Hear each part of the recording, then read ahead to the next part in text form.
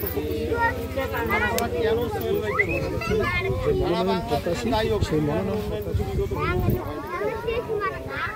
আমি আপনাকে একটি কথা বলতে চাই।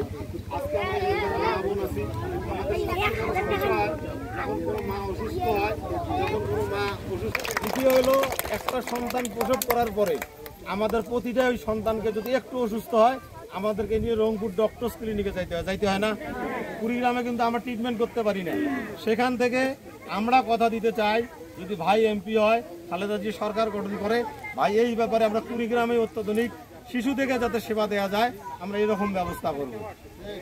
আমি একটি কথা আপনাদেরকে বলতে চাই, আপনারা মারা কিন্তু অনেক সহজ মনের মানুষ। এখানে কিছু লেবাসধারী লোক আছে যাতে করে যারা মিথ্যা বক্তব্য দিয়ে আপনাদেরকে বিভ্রান্ত সৃষ্টি করবে। আপনারা একটু সজাগ থাকেন। বাংলাদেশের সরকার প্রধান, অতএব যে দল সরকার গঠন করবে সেই দলের মানুষকেই এমপি বানাইতে হবে।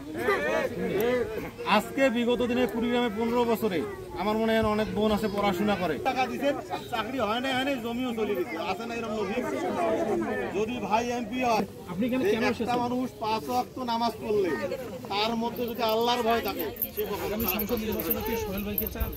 আমরা যারা মুসলমান তাদের মসজিদ 5 বার ঢুকবে, তার দ্বারা আপনারা খারাপ কাজ করাইতে পারবেন না। আমার মনে হয় যারা মুসলমান আপনারা মাহমুদ 5 ওয়াক্ত নামাজ পড়ে সেই জায়গা থেকে আপনাদেরকে আমরা অনুরোধ করতে চাই, মানুষ চিন্তা ভুল করবেন না। আমাদের পিছনে আমাদের সামনে অনেকেই অনেক কথা বলবেন। সোহেল ভাই সম্বন্ধে আপনারা জানেন মানুষটা কেমন। আর বাসা হলো হাসপাতালের পাশেই। আমার মনে হয় না কোনো রোগী তার পাশে গেলে তার কাছে যোগাযোগ করে সে ফেরত আসে, সে তার জায়গা থেকে সর্বোচ্চ ট্রাই করবে। আরেকটি কথা পরের দিকে যাবে। আজকে যদি আমরা শিক্ষা ব্যবস্থার একটা ব্যাপার দাঁড়িয়ে গেছে, বাংলাদেশের প্রাথমিক শিক্ষা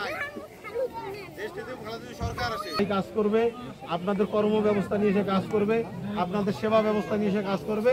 আপনারা তার উপর বিশ্বাস রাখতে পারেন। সকলেই ভালো থাকেন, সুস্থ থাকেন। আসসালামু আলাইকুম।